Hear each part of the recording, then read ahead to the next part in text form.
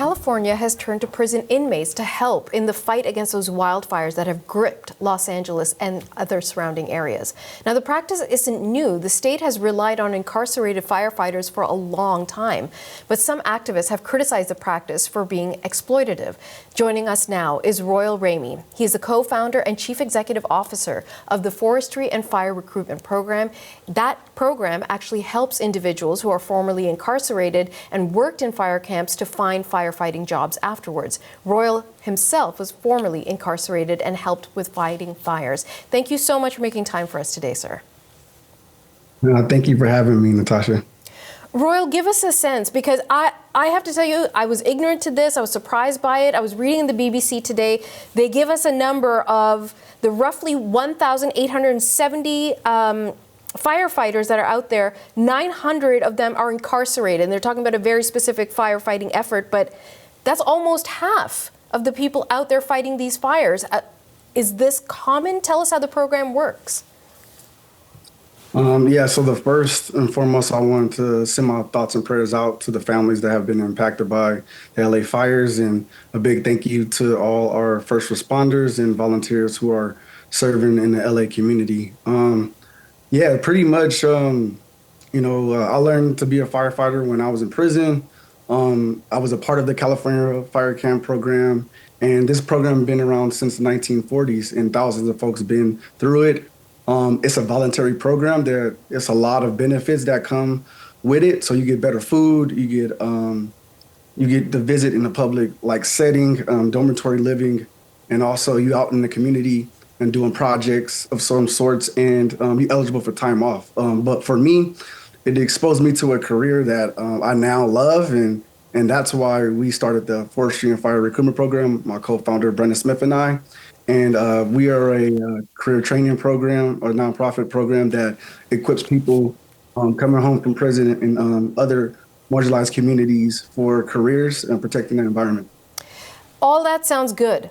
But Royal, I got to ask you, we're looking at these pictures of the firefighting effort. It is dangerous. So I was also looking at the kind of pay. Now, in California, the average firefighter can make roughly $100,000 a year. The pay for an incarcerated person on the firefighting effort, including right now today in these crazy fires that they're dealing with, would be anywhere from $5.80 to $10.24 for the whole day's work. So a lot of people are criticizing the program, saying you're taking people and really exploiting them and putting them into terribly dangerous circumstances. What do you think about that? Yeah, look, it's very little pay, like you said. I'm talking dollars a day here, right? But getting the experience is very key for them to be able to transition into the fire service professionally. And, our job as a nonprofit organization is to help folks, to give them a chance to have a pathway once they come home. Firefighting was a voluntary thing, when they first started. And, just being able to get that experience is very key. And that's one of the reasons why, supporters like CAL FIRE, the Forest Service, all our community members of understanding the need for more firefighters. And we're excited that they have an opportunity when they come home to be able to make that happen. And obviously we know it's definitely a, opportunity for them to be in a better living situation. Instead of you being in a cell, you could be in the dormitory setting. It's definitely different perks, but you're right. It is a challenge. And, my biggest thing is just trying to turn a negative into a positive and, providing folks an opportunity to make that happen. So, well, I'm sure a lot of folks appreciate you for that. Let me ask you about what are these firefighters, because you've been in this situation. What is it like? I mean, you're staring down at this monstrous thing coming down the valley into these residential areas. I mean, what is the type of training you need? What is going through your mind? Take us there with you. Yeah, it's definitely depending on the individual, right? By me growing up, I had a rough childhood, so being in dangerous situations didn't really affect me as much when I was actually fighting fires. But yeah, it could be nerve-wracking. It could be, and have it be adrenaline rush. It could be all type of different things a person could be thinking about. But yeah, you in the front lines, you know, utilizing tools. It can be hot, it can dirty, nasty, hard work. And a lot of folks that I know that was in there with me, they actually enjoyed the work.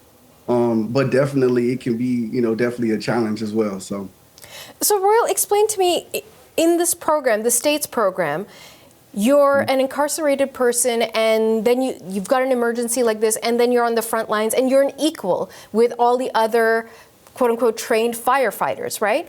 But then once this particular crisis ends, what happens? You go back to incarceration? Yeah, you go back to your fire camp, and you just wait for another response. And then also they do a lot of community work with like brush thinning, weed abatement stuff, fire prevention work, even projects in the community where they can lay cement and stuff around the park, and do different projects throughout the time. And also they do a lot of training as well, hiking, making sure they physically fit, going out and doing other projects like I said earlier, and just waiting for a call. Okay, Royal Ramey, thank you so much for your time. Thank you. I appreciate it.